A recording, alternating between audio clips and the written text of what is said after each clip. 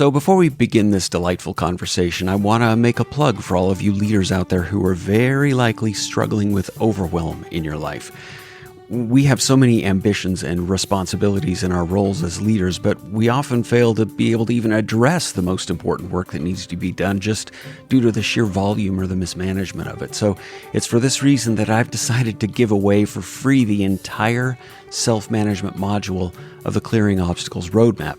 Now, the full roadmap itself is the comprehensive set of tools that I use with all of my clients to help them in our coaching journey, but it always starts every time with the self-work or self-management specifically. I'm deeply committed to helping you get traction in your life so you can crush those frustrations of overwhelm that are holding you back from the success that you're living for. All 11 lessons stand on their own, but together they delve into solutions that extend far beyond mere productivity tools. So go to bestself.coach/free to get started today. I want you to have your own self-management operating system to help you clear the obstacles that are in your way. Can't wait to see you there. Yeah, I think that's a great way of phrasing it. And I would say I do advocate more broadly for the idea of bringing more of yourself into the space at work.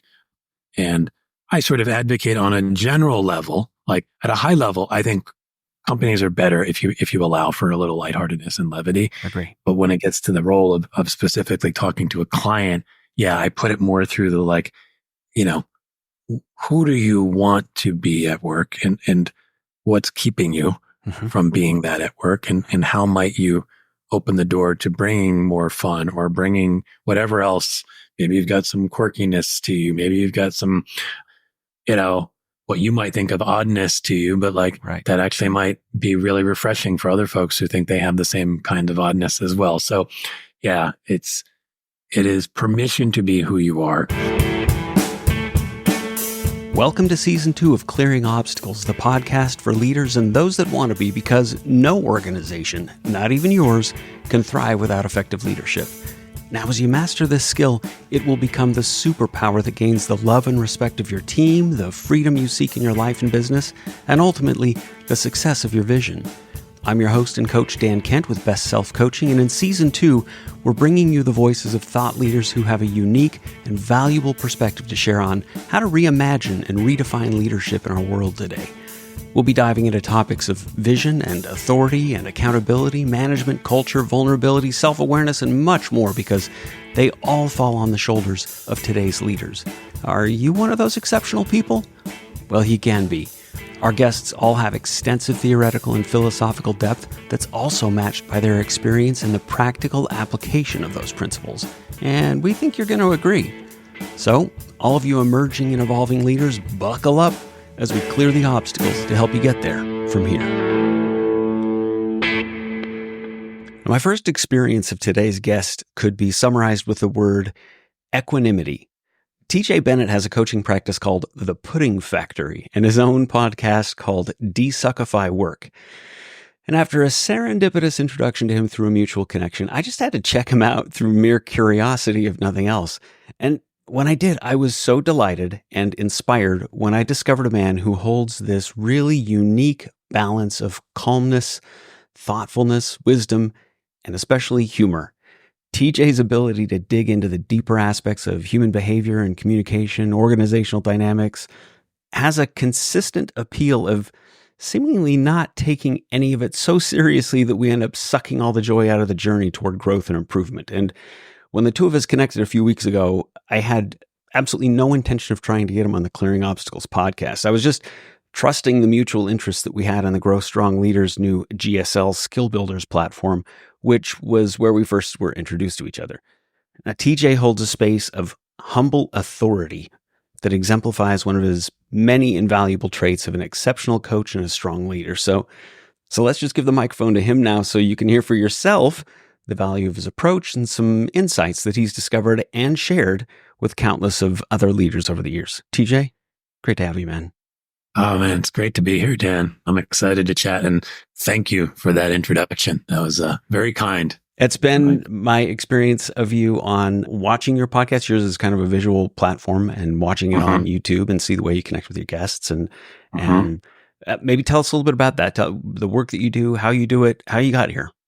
Yeah, God. Well, I am a coach, as you mentioned, and a podcast host. And, I got here kind of in a long, circuitous route, I would say. I spent the first 25-ish years of my career in the advertising space, working primarily with ad agencies directly as a copywriter and then a creative director and occasionally as an executive creative director at a couple of shops. And it's an interesting business. It is a business that is fun. And, that might show up in some of what you're seeing and how I show up. It is a hard-working business. It's an intense business. And I think in the midst of all of that, it is a business where, strong personalities come together and occasionally things go in ways that you might not have drawn up on paper. So from a working culture standpoint, things can get a little hairy in the advertising space. And I can not count on any number of fingers that I have the amount of times where I was just like, why? Right. Why does it have to be like this? Yeah. It doesn't have to. And that was I think the beginnings of me starting to think about the next phase of my career, which became this coaching practice. And actually there's a book that I read or listened to probably about 8 years ago now, maybe 7 years ago. And it's by actually a guy I was fortunate enough to have on my podcast, Jason Fried. He is the co-founder of 37 Signals, which is a software company. Yeah. Their big product is Basecamp. Basecamp, right. In companies and for any length of time, at some point, you've probably encountered Basecamp. And he and his co-founder wrote a book called It Doesn't Have to Be Crazy at Work. The title was just exactly speaking to what I'm talking about. Like, why does it have to be this way? And they just have this very thoughtful, deliberate way of working. It's not like rigid, but it has enough guardrails and agreed upon ways of working that it just makes sense. Yeah. And you feel it in the way they talk about it, that it's like, it really doesn't have to be crazy. They're a fully remote company. They were like remote before remote was a thing. Right. And so they were very thoughtful about, well, what does it look like to design a remote company? And so there's some things that they do that are different than if they were in person. But I think the biggest things were keep your team small, keep your conversations as small as possible and not have a lot of big meetings and communicate really well. And I think that's probably a big thread that's shown up for me is communication was probably the biggest challenge in advertising. Yeah. Ironically, how funny is that thing? But, we're great at helping our clients communicate to the world, but communicating to each other, there's work to be done. And so I said, let me do some of that work. Yeah. And I left a perfectly good, well-paying job as a creative director at a really nice agency a couple of years ago and dove into coach training and started working with clients. And eventually, as I was going through this process, I came upon this notion of the idea of desuckifying work. Yeah. That kind of encapsulated all of what I'm talking about here. And it just became obvious to me, I pondered a podcast before. Yeah. Maybe I should do that one day, but kind of like, you've got a screenplay in you or a novel in you, like it never really. But as soon as that idea came to mind, I'm like, oh, that's my podcast. I need to do it. And I did it, within probably 6 weeks of that thought. So wow, here I am doing all this fun stuff and hopefully helping some folks take some of the pain out of the work experience that they're having. That's fantastic. Do you work exclusively or primarily with ad agencies then? I would say primarily, but definitely not exclusively. And I think my general theory is if somebody approaches me and wants to work with me and I feel like I can be of use, then let's work together. And I think, it's not shocking that that what I learned in the ad business might be relevant elsewhere, but I do put a lot of focus on the ad business because one, I think people appreciate that I get it. Yep. And there are some unique things about the way the advertising business works that allows me to, when I hear somebody going through what are the challenges they're facing, to kind of probe and dig in a way that is informed in a different way if I was external. But I love work. I have clients who work in medical fields and other stuff, and it's been great. But yeah, I think the bulk of my energy goes towards the ad world. It's served me well for 25 plus years, and it's fun to contribute back to it. Yeah. What's something unique to the advertising agency world that you really haven't experienced with other industries? I think, I don't know if I'm going to say this right, but there is a narrowness to some of the jobs, particularly in the creative space, meaning if you work in the creative team, you are a copywriter, an art director, a designer, you might be a film editor, like a video editor. And so you're working within a pretty narrow parameter in terms of like what your job entails, where what I've noticed in my own podcast and talking to some non-advertising clients, jobs have a little bit of a wider scope, and it's more just about applying your skill set to some different challenges. Where you show up in advertising as a copywriter, it's like your day looks kind of similar each day. Yeah. And it's more of a craftsman kind of thing where you're sitting there trying to get better and better at that very specific craft. So that's a little unique. And then it creates challenges when people then go to become leaders because, let's say you spent 10 years honing your craft as an art director or a copywriter. And then it's like, I need to manage people and manage teams. And that's such a broader set of skills involved there. Yeah. Many of them are kind of barely scratched because you're so laser focused and you're going so deep in this one area that when you show up and it's like, oh, I need to manage and understand the dynamics of culture and people and communication between people, resolving conflict. And it's not easy. It's probably not easy in any environment, but it's particularly challenging there. And it's one of the reasons I've always enjoyed working with kind of that emerging leader set, somebody who's trying to move from a craftsperson to a leader and what of their skills apply. And what I found is interesting is actually the broader sense of creativity does apply. Right. It's a lot of creativity and resourcefulness that you need to tap into in problem solving. Yep. But you need to apply it differently because I think if you're not trained and you're not prepared, you can find yourself becoming a micromanager because I know how to do that thing really, really well. Right. You know how to do it pretty well. So I'm just going to constantly tell you what to do. And that's not the way to lead. That's not. So, figuring out how you can use your creative juices and your creative skills as a way to think about how can I better connect to my team and better connect them to each other to solve the problems in front of us. It's an ongoing project, one that if I was still in the advertising world, I'd still be working on. And now I'm just working at it through a different lens. Yeah. Yeah. That I think is somewhat unique to the ad world. Sure. Did your shift to kind of a more of an objective outsider perspective for ad agencies in particular, did some things emerge in your awareness of the dynamics within that industry? I guess specifically, but anywhere else that like you maybe had a spidey sense of when you were embedded in it, but once you extracted yourself, you're like, oh my God, I never realized it was quite like this. I think I'll come back to the notion of training. I don't think it's necessarily great everywhere or even anywhere necessarily, although I think some companies are good at it. But in talking with folks through my podcast and even some other clients, there seem to be some more formal structures in place, particularly in larger corporations that support the growth and development of people. How good those are, I don't know, but I notice it in a way that honestly, I think back to my career. I remember one 2-hour workshop on becoming a leader that I attended. That's the only thing I remember. Yeah. All my other training was looking around and going, I kind of like how she does it. I kind of like how he does that. Let me emulate. Yeah. And then, realizing probably a few years down the line, I'm like, oh, the way he did it actually was probably not great or it wasn't great for me.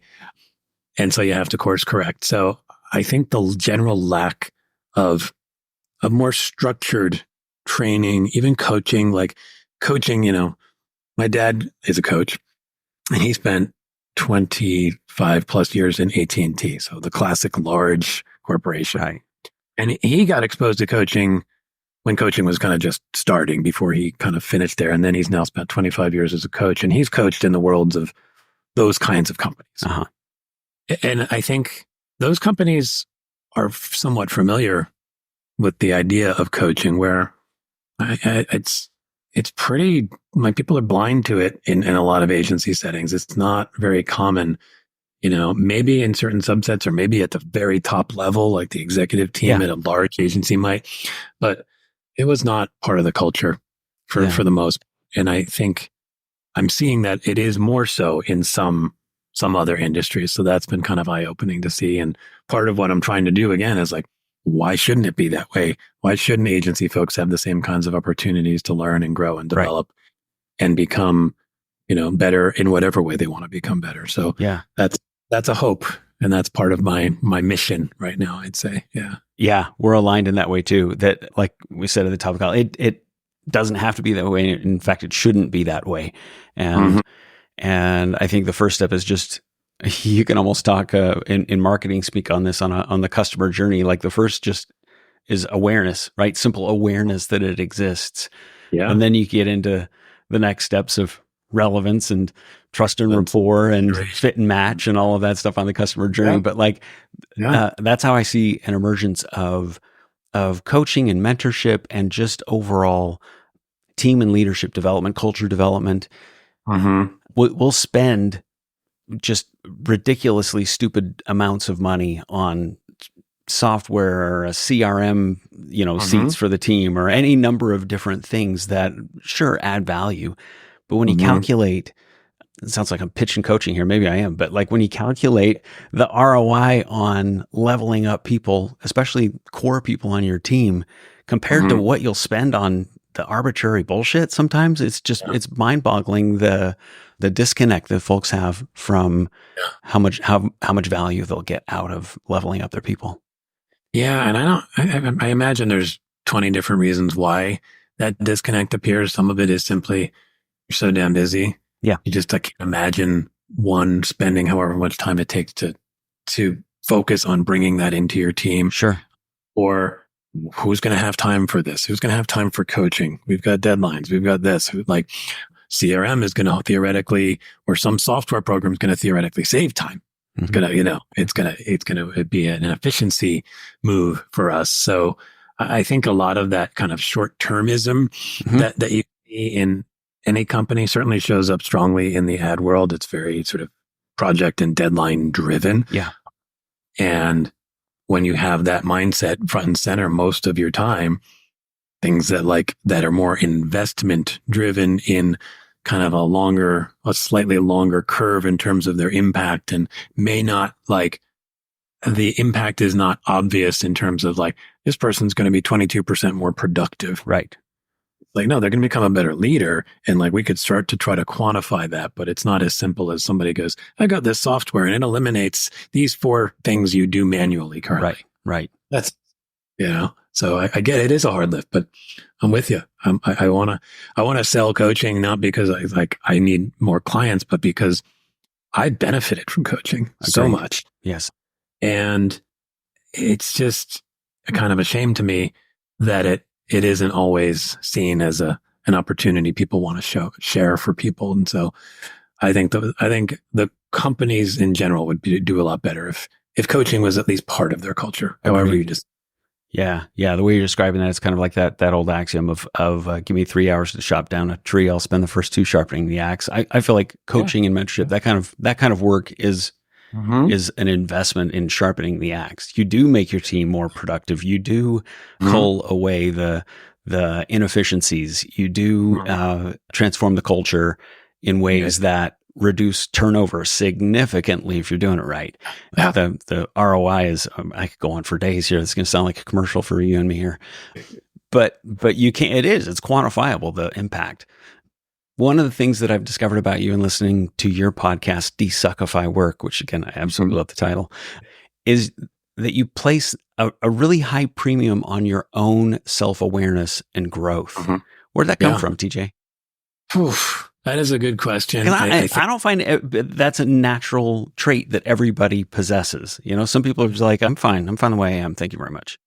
And I am sure that there have been times in my journey where that's how I felt. Yeah.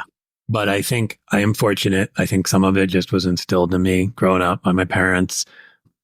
That was just a natural part of like how you show up is like, what can you do to kind of develop yourself and grow and learn. Learning was just core. I mean, I grew up with a father who like would ask my brother and I like geography questions at the dinner table. Like this was just like how we spent dinner, and we were begging for it. We'd be like, when are you going to ask us state capitals, Dad? When are you going to ask us whatever? That's awesome. Dinner is a Socratic forum. Yeah. So it was there from the get-go. And, Cool. I certainly observed my dad and his work career, and he kind of always had that approach. And then, certainly when he became a coach, and this is back in like the later 90s. Yeah.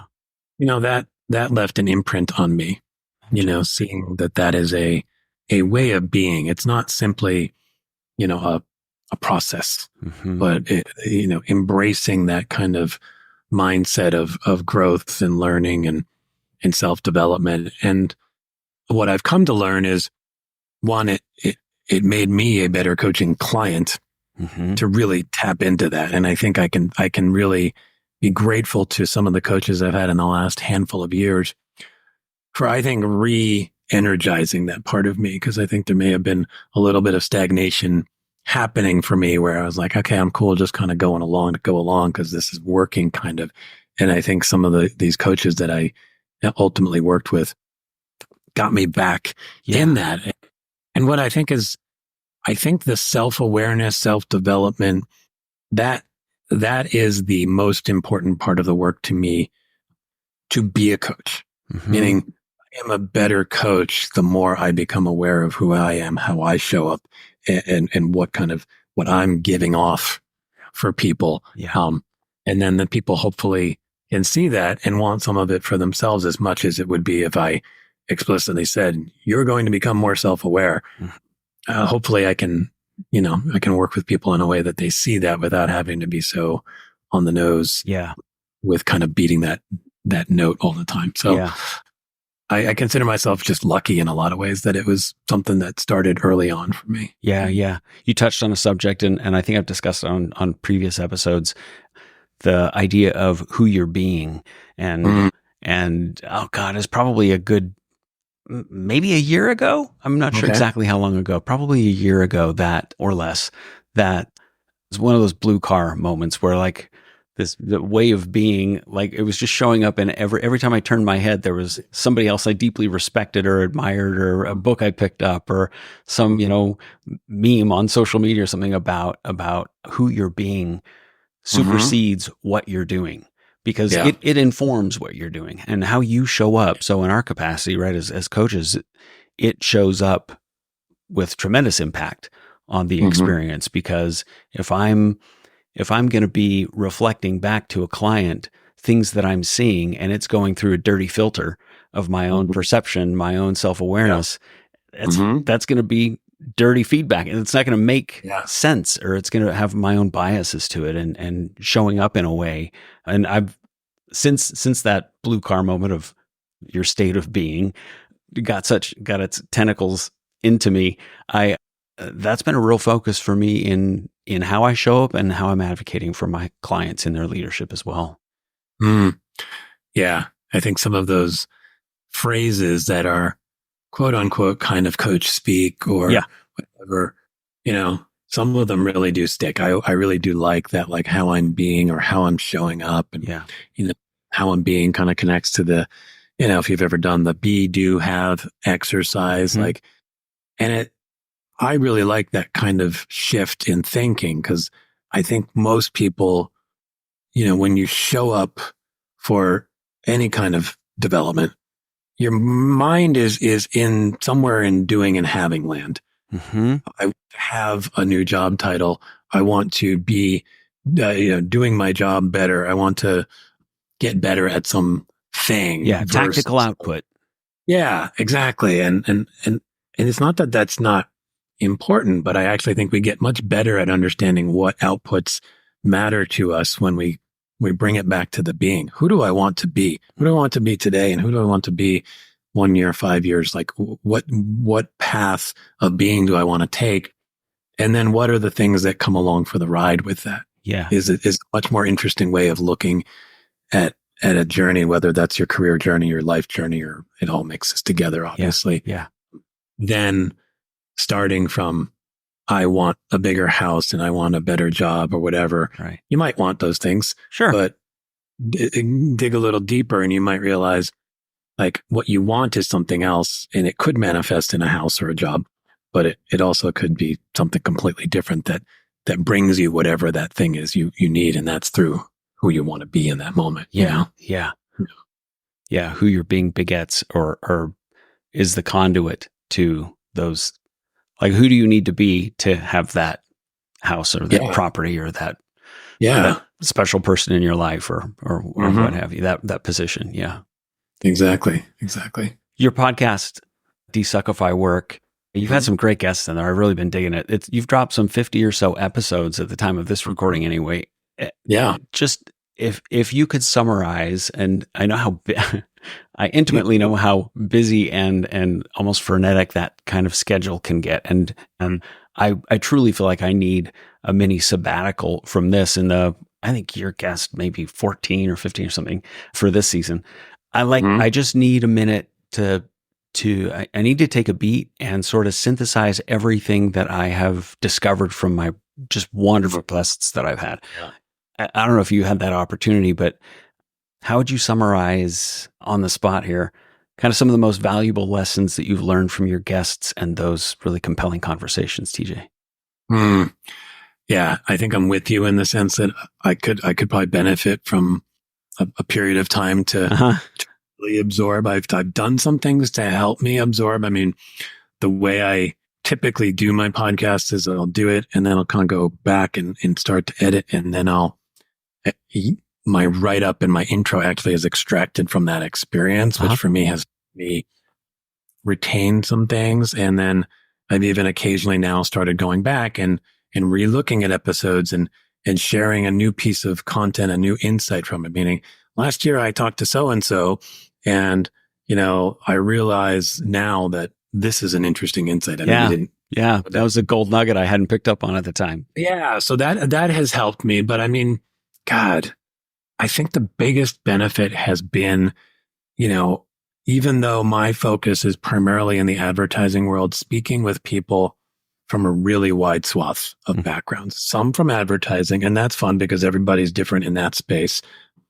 But then, people who focus on things like the future of work and managing and navigating the complexity and chaos of AI and new technologies coming at us and not trying to like impact that change, but trying to figure out how I can be better at navigating it, and actually not just being better, but actually embracing it. That was an idea.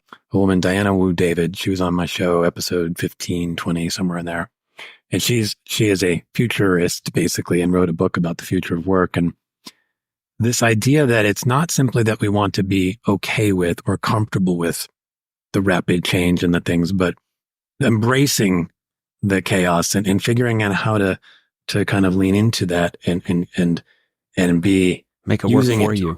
Advantage. Yeah. Yeah. I was like, what an interesting concept, because I think our instinct is to either resist it, like, I don't want that thing. Yeah. Or, all right, I'm going to bite down and I guess I'll get through it, versus like, okay, where is the opportunity for me here? How can this help me develop, become more of who I want to be, ultimately serve my business, my life in some way that pushes me forward, as opposed to something where I'm just kind of hanging on and hoping I don't get thrown off the spinning wheel, as it gets faster and faster. So that was an interesting insight. I had a guy, Ryan Berman, on as my second guest, and his whole focus is on this idea of courage. And, he had an interesting twist on that too, because I think courage, we tend to think of it as synonymous or close to this idea of taking risk. Mm-hmm.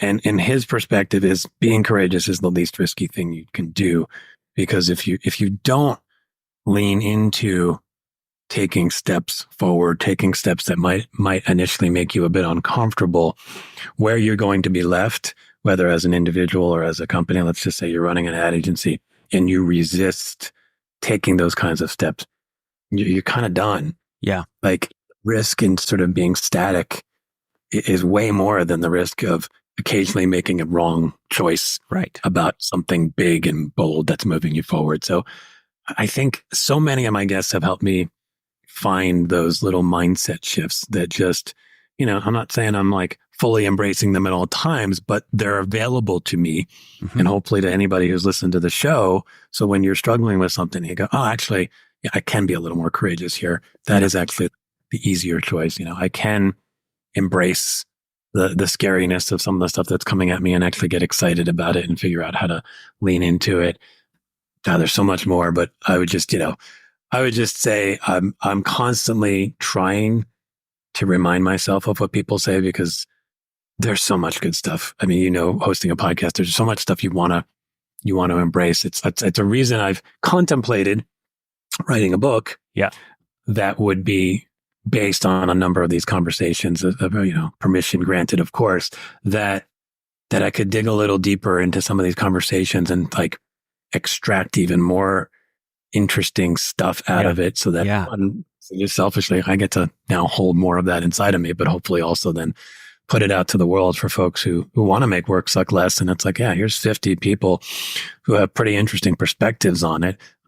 Don't just take my word for it. Like I've got one point of view, but there's lots of point of views. That's kind of the impetus behind the podcast in general is I just want as many people contributing to this topic as possible because everybody's out there doing something and we can learn. Yeah. I'm going to opine on this for a second because it just kind of spoke to me the way you were talking about the a couple of the guests who have in particular stuck out to you and then some of the episodes that I've seen. And if I were to try and identify a common theme or thread related to your podcast specifically, so DesuckifyWork, work that sucks is challenging. Work that sucks is difficult. It's demoralizing. It's so we could ascribe all kinds of negative adjectives to it. And the vast majority of guests and interviews that I've heard or seen you do, and the ones you just specifically highlighted, it's funny because I find it very interesting that they all seem to advocate for leaning into something that is uncomfortable, but the ROI on it is going to be huge, right? Embracing courage,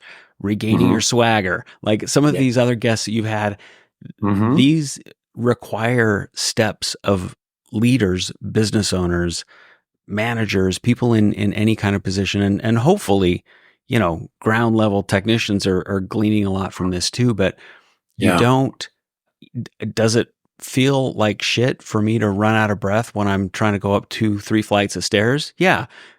Is it going to really suck to go to the gym and be consistent in that? Yes. Yeah. But swap your pain, right? Mark Manson in that the subtle art of not giving a fuck. I love the way he talks about like don't choose your path by what's comfortable. Choose your path by what you're willing to tolerate. And I'm bastardizing the overall arc of this book, but like pick your pain. Pick your pain. Yeah. Do you want to struggle going upstairs or do you want to struggle getting your ass to the gym, 3-5 times a week? Yeah.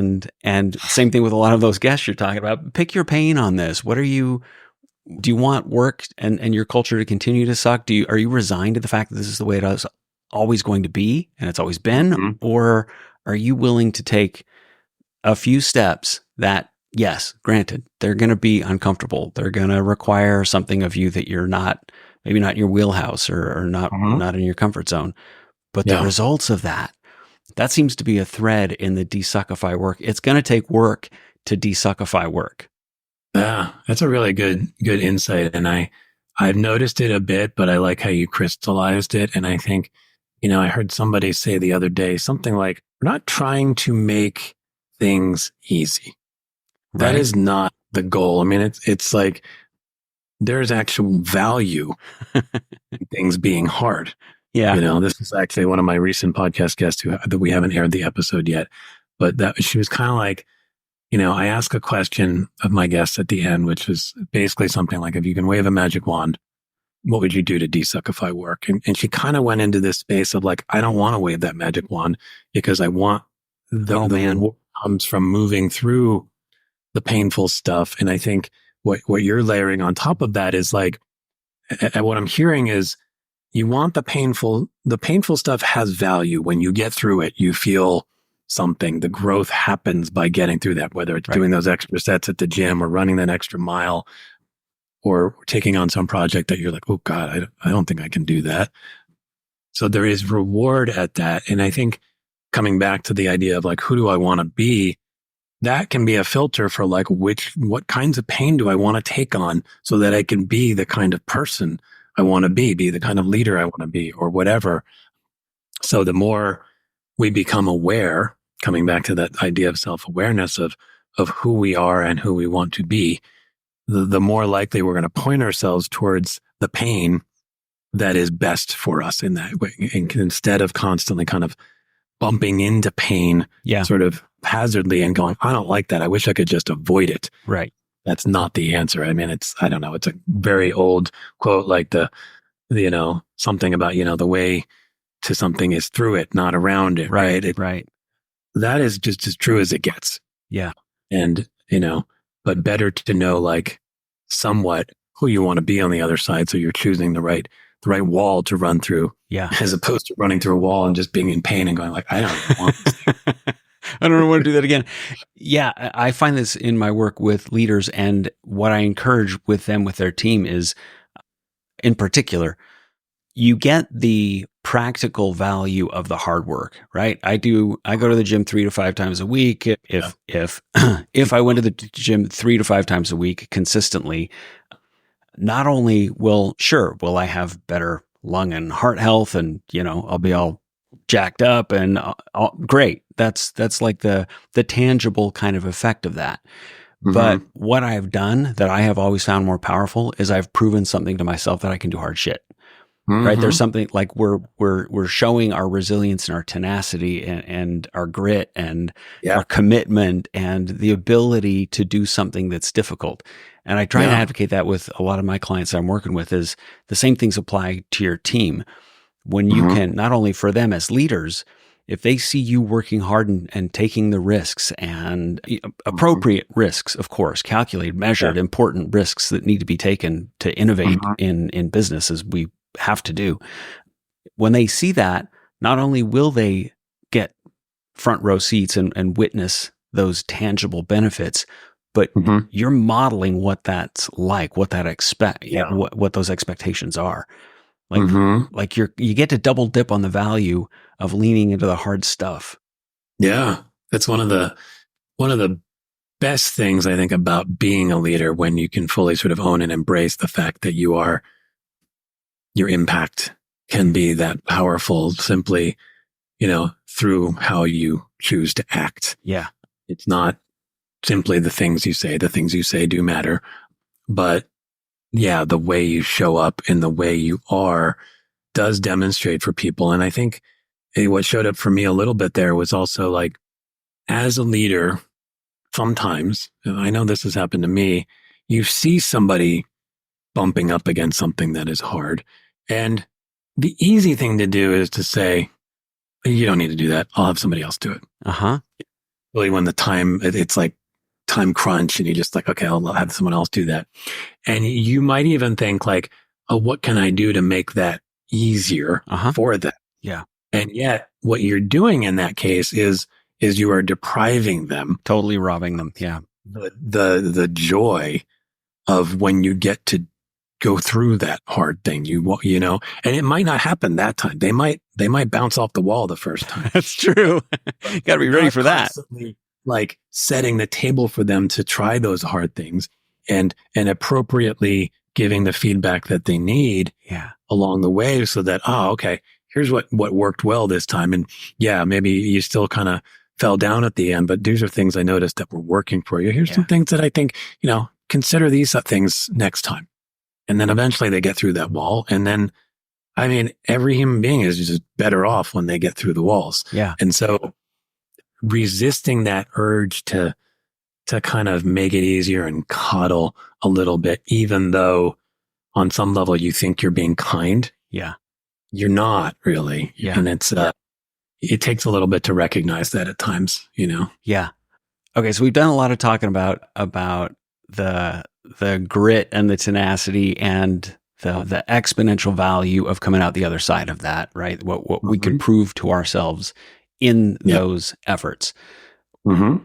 There's a flip side to that in a lot of the work that I've seen you do, in that, and I mentioned this in the intro, about your unique gift of keeping lightness and joy in the kind of work that you do, which, this work, as we've been talking about through bulk of the conversation so far, can delve into a heavy, grueling slog, right? Can you share a little bit about what has contributed to that approach that's ultimately, I think it's safe to say, at least from my perspective, kind of become part of your brand, like your affinity for cats, and you right, like anybody, if you see the stills of TJ's podcast, he typically replaces the faces of his guests with cats, right? I mean, like there's just a little bit of absurdity and fun that you're having that really feels like it's come to be a part of your brand. Where's it come from, and what does that do for you? It's a good question. I think it just at some point became part of who I am as I grew up. And again, some of that credit surely goes to my family and kind of nurturing some of that. But I think I found, I want to say early, kind of just right out of college. So there were a couple things going on in my life. I had a job that I didn't like. I was actually working for AT&T, and it was clearly not for me. It was just like, I realized like there was sort of a heaviness to it, and I didn't enjoy that. And my experiences outside of work were ones of being a little more playful and having fun and joking around. And then I also went through some health challenges during that time. So when I was 23, my kidneys failed and I went on dialysis for 6 months. And then I got very fortunate to have a wonderful brother who decided to get checked out and found out that he was able to donate one of his kidneys to me. Wow. So that's a lot to go through at any age, but certainly when you're young, you're just coming into your own. It resets things a little bit. So where I might have been a little more willing to put up with the sort of, I don't really love this job and I know I'm not exactly getting to be kind of my lighter, funnier self in this space. Like that experience was like, nope. I refuse to tolerate that. And that really put me on the journey towards figuring out that advertising was a place where I could go and not only tap into some sort of skills that I think I had in the realm of problem solving, and I was always really creating for myself, but that it was a place where, even way back then, this is, 96, I think, when I started, that, you could show up wearing a t-shirt, concert t-shirt, and like you could like, sit around the office kind of like chilling out and joking for an hour before you because that's how you get to creative ideas, right? Yeah. You don't get to creative ideas by like putting your head down and going, be creative, damn it. You get there. Come on, inspiration. It doesn't work that way. You need to have a certain amount of lightness and levity, and you need to kind of go off on tangents. Like you might be talking about this project for a minute or two, and then you're talking about, when you were 14 and on your freshman football team and some stupid thing happened. And then like suddenly that sparks an idea. Yeah. And you can be joking about it and laughing about it. And I felt at home in that space. And once I got into that space, it was just like, oh, this is how work should be. And what I found is some agencies were much better at creating that culture. Mm-hmm. Some agencies weren't. And I think a thing I found also over time is the increasing speed of business occasionally kind of filtered that out of some places, because it was like, you don't have time to be just joking around. You got to work. And I fought really hard to find myself and place myself in positions where that was still true, that I could joke and laugh and have fun. And so that's what I did my entire career. And that's how I tried to lead. It was, you find this balance of where to inject levity, where to have humor, where to have fun, but acknowledging the importance of the work. And I don't think those things have to be mutually exclusive. You can be having fun on a project that is a do or die project for your company. Right. You can be working on something really serious, a pro bono campaign for some medical condition, and you can still joke around and have fun in that space. Yeah. And in some ways, I actually think that helps us manage our emotions when we're dealing with the stress and challenges of tough stuff. So it just stuck with me. And so when it came time to open my own shop and my own coaching practice, I was like, yeah, I see how others might set it up and others might set it up in a more corporate looking way or whatever. I'm like, that's not me. I'm not going to be that kind of a coach. Sure. And so I wanted it to be clear that part of what the work we're going to do is being okay to like be a little lighter about it and recognize that side of ourselves. And Yeah.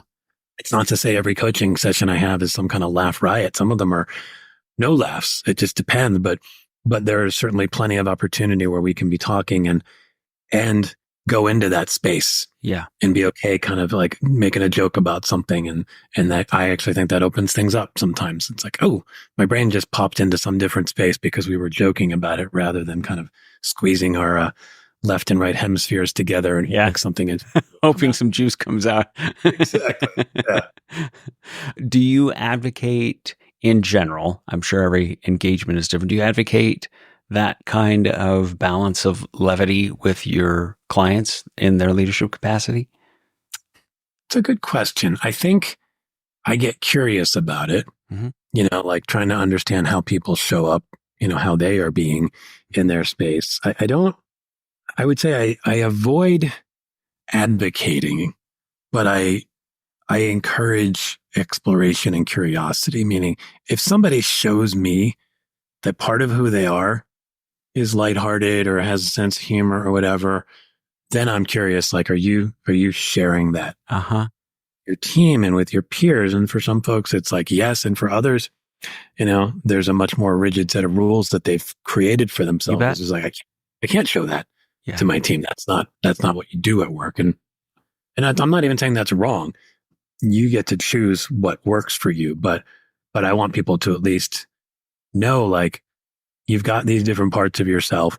Could they bring value if you brought it into your leadership approach? And my general instinct is probably, but I don't ever want somebody to feel like, bring in humor. God, like if that makes you feel like the world is falling, then you're probably not ready to do it yet, Yeah. But for most people, that's like, I think people appreciate the permission to bring more of themselves into their role as a leader or any space at work. Because I think that one takes a little weight off your shoulders. You kind of, I can bring that in. And then people see, like, they can start to see, I can see how that could be really useful. Yeah. Yeah. See a different side of me. And again, like you said earlier, kind of model, like, it's okay. This is a safe space for you to kind of show up with who you are versus if I'm keeping myself in a box and everyone else might be keeping themselves in a box. I like the way you put that. It's, if I was to sharpen the pencil, it's maybe it was in the way I asked the question. Do you advocate for that with your clients? And it sounds to me more like you advocate for permission for that. Like if that is what floats their boat, if that would helps them feel aligned with being able to show up authentically with who they are and not have to bury that because they have to maintain this persona as the uber serious leader of this organization, but giving them the permission to be that. Yeah, I think that's a great way of phrasing it. And I would say I do advocate more broadly for the idea of bringing more of yourself into the space at work. And I sort of advocate on a general level, like at a high level, I think companies are better if you allow for a little lightheartedness and levity. Agree. But when it gets to the role of specifically talking to a client, I put it more through the, like, who do you want to be at work and what's keeping you from being that at work, and how might you open the door to bringing more fun or bringing whatever else. Maybe you've got some quirkiness to you. Maybe you've got some, what you might think of oddness to you, but that actually might be really refreshing for other folks who think they have the same kind of oddness as well. So it is permission to be who you are. Yeah. However that shows up. But the thing I would not want to do is, like, if somebody showed up and they're just not a funny person, or like they don't like that, they're more serious, like, that's okay. That's Absolutely. Who you are. Yeah. But even in that case, are you bringing all of the sides of that as much as you can? I think I'm definitely an advocate of bring as much as we can. I believe for all of us, the more we bring to work, the more problems we're going to solve. Agree. Yeah. I'll punctuate that just with the idea that that's indicative of you bringing your whole human self to the experience. And not only will that cultivate kind of a safer environment for people to bring themselves, and then they'll find joy, and the cascading effect of all of that it's not just good for morale. Mm-hmm. Dude, it's good for business. Like, output will be better. Mm-hmm. Turnover will be profoundly lower. I think business owners have a real blind spot in general. This is a real generalized statement, but I would stand behind it all the way. I think a lot of business owners and leaders under index for how expensive turnover is. Oh, And okay. So we're starting the meeting with, 10 minutes of kind of shooting the crap and small talk and water cooler kind of talk. And we're not maybe as efficient, but if you're keeping the morale high and you've lost, air quotes here for those that can't see the audio version here, the productivity you've lost, you've gained 5-fold, 10-fold easily in value, because people feel free to, again, express themselves, show up as themselves. There's an authenticity to that and a joy that comes in that. Oh, yeah. I fully agree. And I think a lot of the costs of turnover are not staring you in the face in the moment. I mean, there might be some costs like, I'm going to have to bring on a recruiter or something, but like the lost productivity of the person who's gone, the adding that responsibility to somebody else's plate, and that degrades the full quality of their work. A lot of these costs are semi-invisible, but whoever calculates it, it's often a 6-figure cost for anybody who you lose. And in advertising, the numbers I've seen, turnover is like a third a year. I mean, it's bonkers. Like, wow. You change new agency every 3 years in most places. I had a guest on early, episode 5, 6. His name's Mike Wolfson, and he runs an agency called High, Wide, and Handsome, a smaller shop based in LA, although they've kind of gone to a pretty much full remote mode post-COVID. And like, he saw what you're putting out there. He saw that. And he's like, this is crazy. I'm not going to create an agency like that. So when he founded his agency, first and foremost, he said, the goal of our agency is to create the best ad agency to work at in the country. Nice. It wasn't, to win advertising awards or to even necessarily create the best work. It was to create the best place to work. And through that lens, they've implemented policies that have their turnover at like 5%. Amazing. Which is, again, in any place, that's really good. But in advertising, I mean, that's amazing. So I fully believe that turnover is one of the biggest challenges that we face in any business, and certainly in advertising, and anything we can do to slow that is good. And back to your point about like, when you can be more yourself and show up with all of yourself at work, it feels good. You feel more welcome and included. Therefore, you like the place and you don't want to lose that feeling. I would even say what I'm noticing more of, particularly as technology is changing and people's skill sets need to be a little more flexed, a little more ability to adapt and grow, you learn more about what people are capable of when you tell them, bring it all here. And I get to know you on a deeper level and know like, oh, wow, like you're a good writer. I had no idea you were a good writer. Well, maybe you can help us here. Or you like this particular industry. I had no idea. Like you're a cyclist or something like that. We're pitching a cycling client right now. No idea. So you're actually leaving pieces of their talent on the table when you don't necessarily invite all of them in. Or maybe there's a certain mindset that you don't get to see because they've kept themselves in a box, and suddenly you open the aperture a bit and you go, oh, well, you're gritty as hell. I didn't realize that you were holding that in. We got this project. It's going to be a grind for about 6 weeks. Yeah. I don't think I would have thought of you for it, but now that I'm seeing this on you, what do you think of that? So there's layers to this that go beyond sort of the immediate emotional benefit, that go even into are we recognizing all that somebody can bring tangibly to the work we need to do? Maybe somebody's a real geeked out tech person that that's not their job, but they are, and they could be helping us with AI. Right.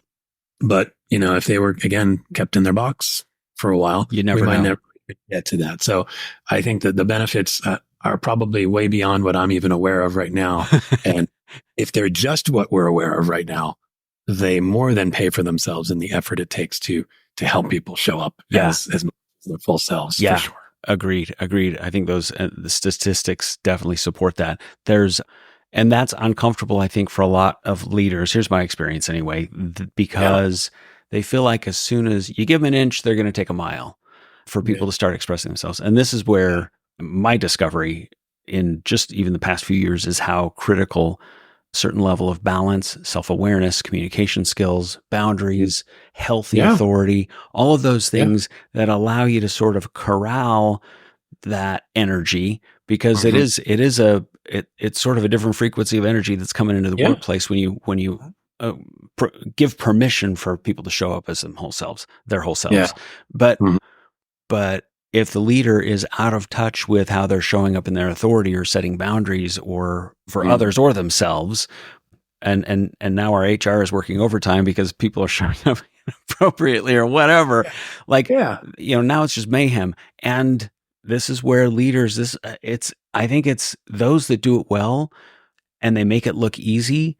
It's like, we're in the middle of the Olympics as we're recording this, and the way that the rock stars of any discipline make it look so easy is really deceptive, because leaders who can do that well, who can allow the permission and let people come in and own their role, own the space they're in, be themselves, have authenticity, and still understand we have a certain decorum, we have a certain brand, we have a certain, we have deadlines, and to be able to hold space for all of that, man, that's hard. And I know of a lot of leaders who are afraid to allow for that and what it usually comes down to is they're afraid that it's going to get out of control because they're not confident enough in being able to convey healthy authority and draw healthy boundaries and hold those.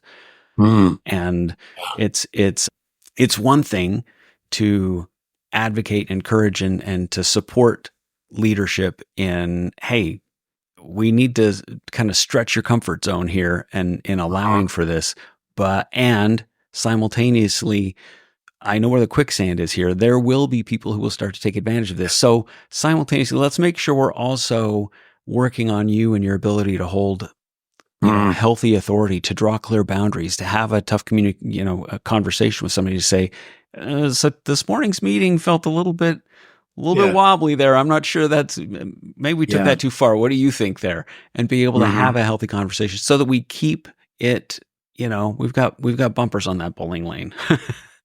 No, I think that's important. I mean, I think that shows up a lot, whether it's in work or even just in relationships, around like how to allow for boundaries, but also allow for people to fully sort of express who they are. And that's some of that, I think, is as leaders, the top leaders, bringing as much transparency into the process. This is who we are.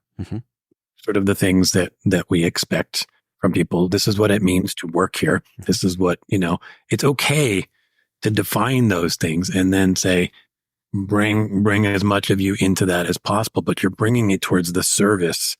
We do have a goal. We do have a mission. We do have deadlines. We're ultimately using it towards that. So we are then going to give each other permission to say, that didn't feel like it was serving who we are, serving our values or mission or whatever.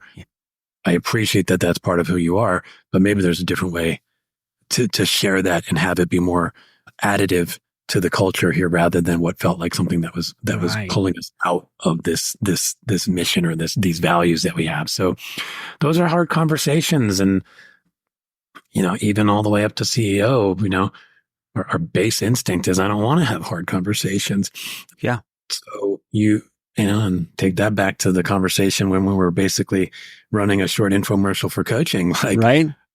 Coaching, this is where coaching can help, because it helps people not only gain the self-awareness of how to step into this, but then perhaps have somebody alongside of them while you're practicing this. Because let's say I own an ad agency and I've got 50 people, and, it's just obvious to me, particularly more Gen Z folks coming in and the craving to really be yourself in that space. I can't avoid it anymore. Yep. Okay. well, how do I get to define that? What does it look like? What are the core values? What is the mission and the vision of the company? Who do we all want to be collectively? And then how can each one of us support that? You define it, and that's part of the exercise. But the real exercise is now I'm going to spend every day trying to live it. Yeah. And having somebody who can help you, like, because you're going to at times let me think you're going crazy. Like, am I being too judgmental about this person? They're showing up as themselves, but it feels disruptive to me and I don't know how to manage that. Well, okay. What are the boundaries you've set? Yeah. Maybe you are misinterpreting it. Maybe in fact it's okay. And here's a different way to think about it, but it could be, yeah, no, that was disruptive. And let's role play a little bit. What are some ways you might talk to that person? Right. So that you're not saying, I don't like you. We're shutting this down, or I don't like you. Yeah. Yeah. Or to be able to articulate it's the behavior that was pushing the limits, not you.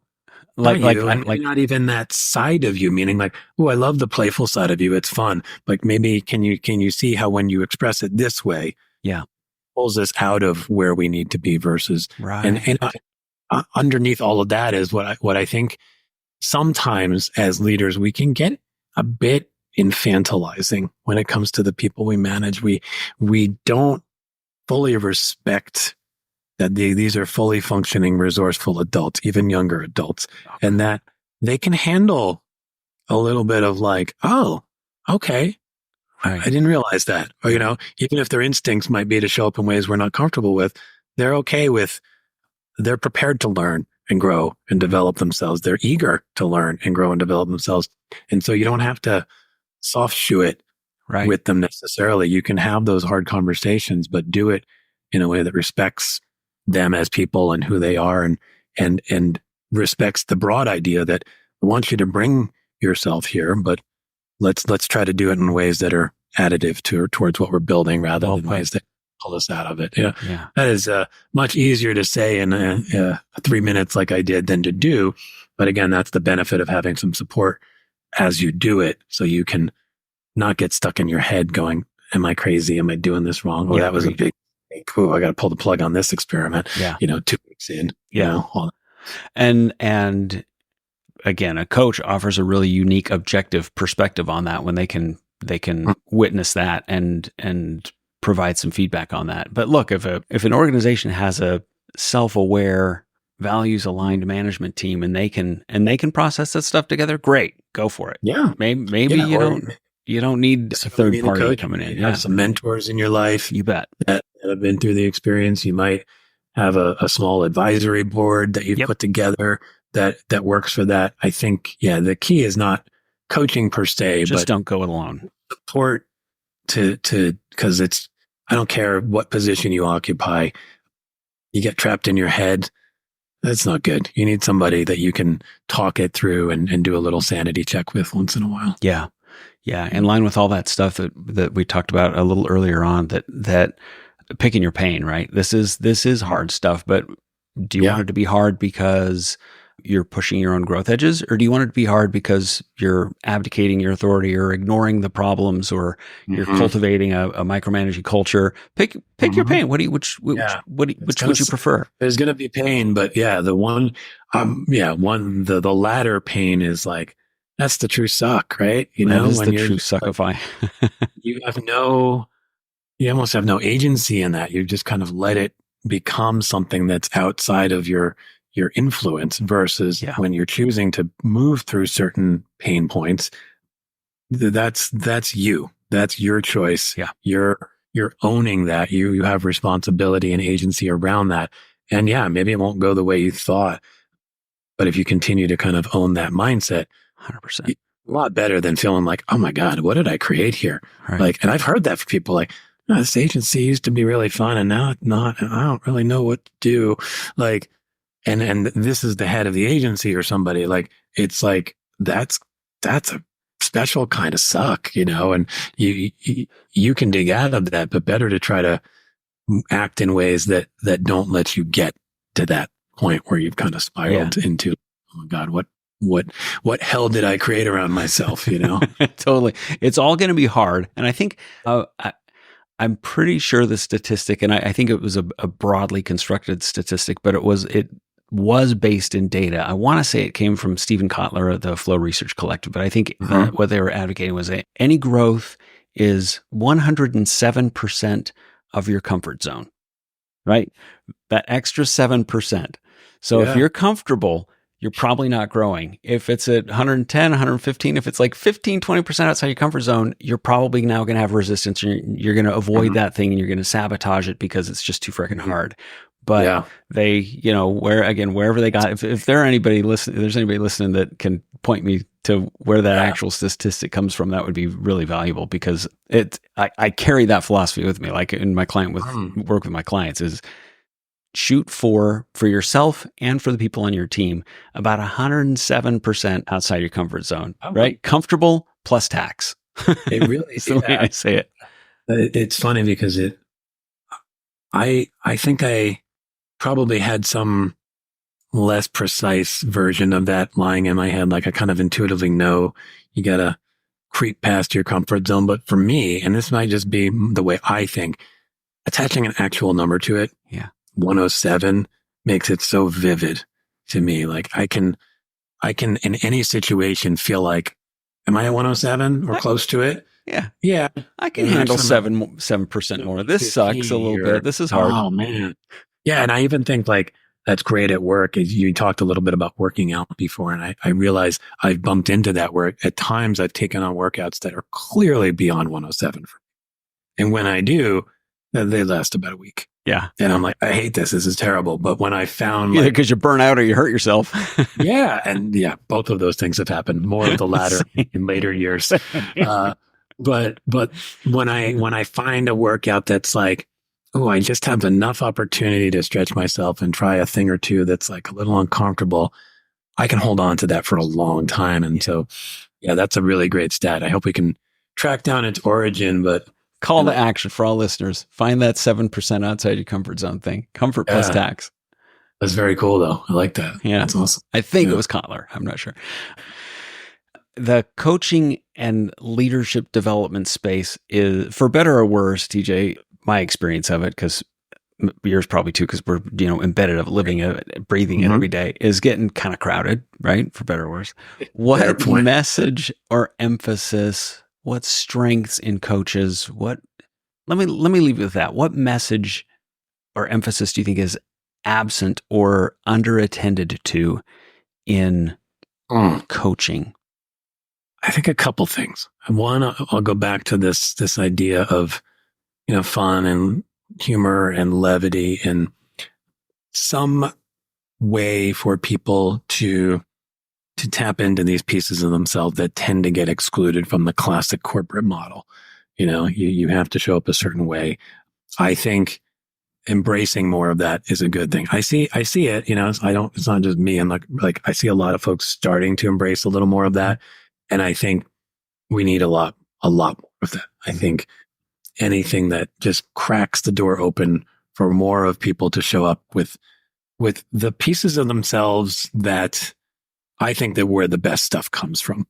When you're really like, you get more into a flow state. That's a, popular term. Right. When you can embrace humor, lightheartedness, you can connect better. I mean, that's a theme I think that's really important. Especially I think in the last 4 years, kind of post-COVID, remote work and all this stuff, like, I don't think connection means you all have to sit in an office together. I'm a big remote work advocate. I don't think it's the only way, but I think it's a great way. But I think connection and the importance of human connection in the face of all the things that seem to be fighting it, whether it is not always being able to be together, technology and AI and things like that feel like they can at times be at odds with, although I think some of it can actually augment and help with it. That can, helping people, remind people of the importance of connection, and that as humans, ourselves to the thing and to the people that are involved with us.